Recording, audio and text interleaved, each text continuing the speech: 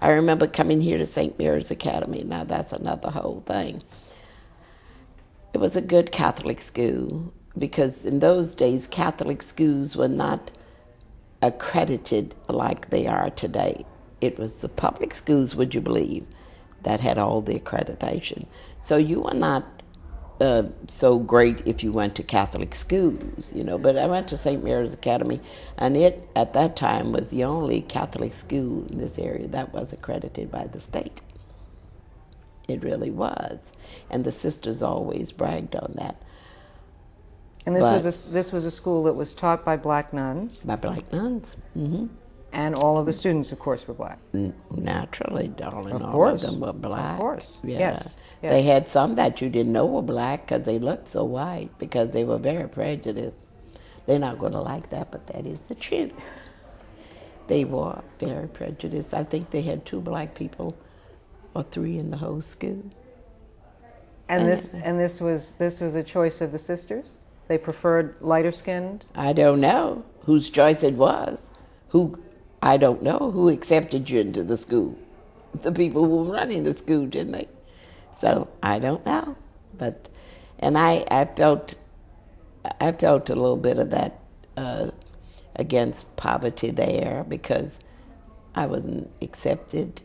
And when one nun gave me credit for something, I felt like heaven. I felt so good.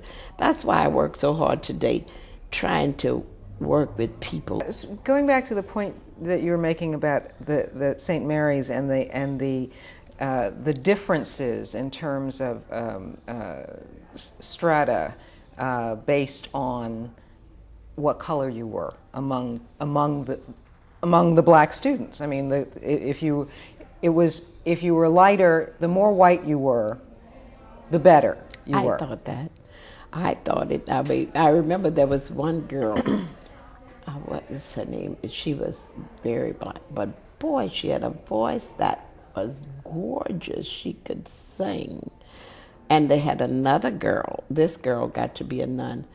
You could not tell she wasn't white. She was blonde-haired, and she had a nice voice, but nowhere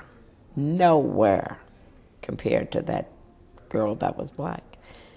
And that was so different. You know, they would give the other one all the good things in the plays and all this. Poor little black girl got nothing, you know. And she used to always sing, what is this song she would sing? Sometimes I feel like a mother, nobody knows the trouble I've seen. She would sing that all the time. Nobody knows the trouble I've seen. So she had a right to sing that, you know, and all the. Why weren't some of these young ladies who looked so white with the blonde hair? Why weren't they passing? Why weren't they? Why didn't they simply become? Well, everybody didn't do that. Everybody didn't. Those people who went on the other side mostly did it for more money and privileges, maybe. But the so-called Creoles of color, they didn't do that. They were satisfied with themselves, sweetheart.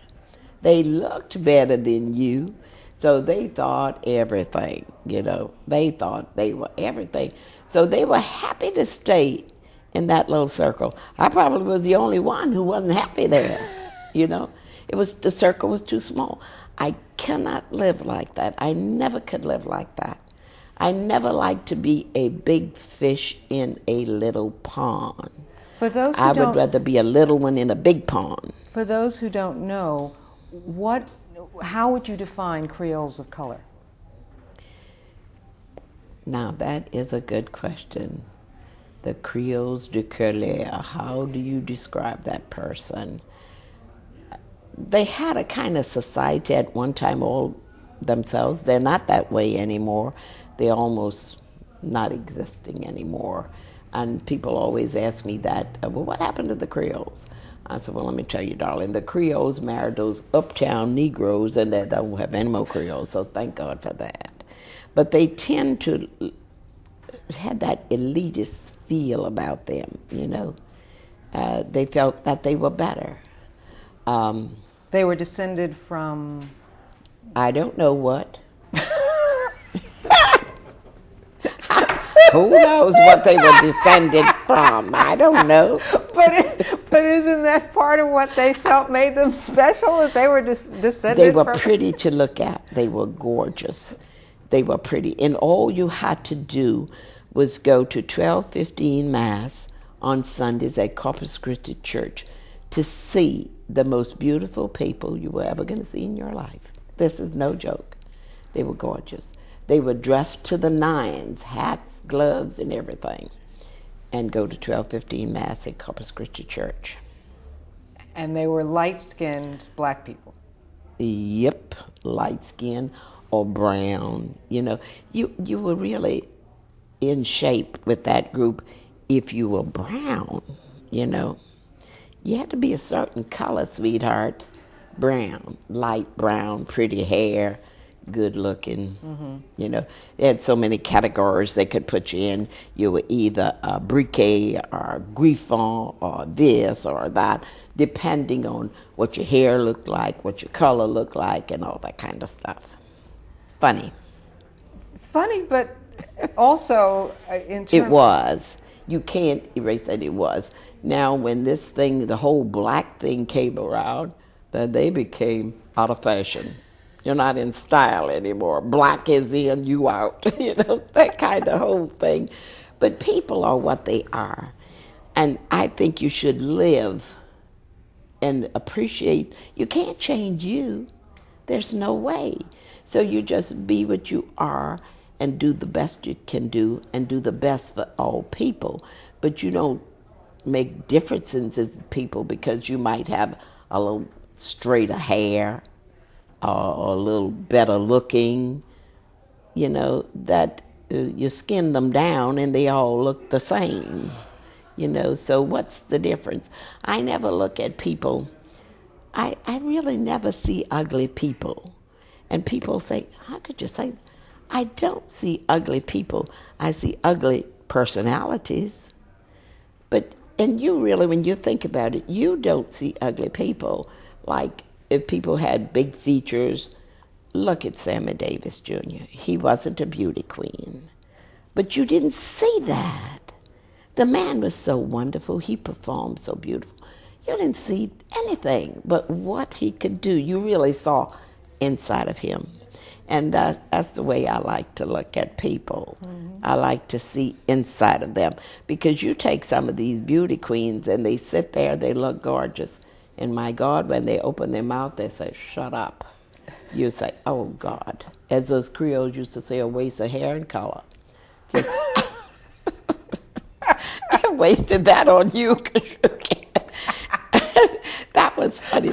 Oh my God, that's a waste of hair and color. Isn't that a trip? Isn't that in the middle? Oh, yes, well, and there's still a few of those around too. You know it? They do. Mm-hmm. It is not important. It is not important. Why do you think that still in this day and age there are people who still cling to that and unfortunately pass it on to their children? And narrow. People think narrow. And you're going to have that all the time. So you don't stop on that. You're going to always have that. You're going to always have poor people. You're going to always have people with prejudices. This is earth, honey. It isn't heaven. It isn't heaven. So you're going to have different opinions, different people, different ways of thinking. You just do what you have to do. As my mother used to say, you can do for people and help them. But there are some that God can't help, so you just push them on the side and keep going. So if God can't help them, well, who can? You just keep moving. But there are people who are like that. I don't know, it just gets me sometimes.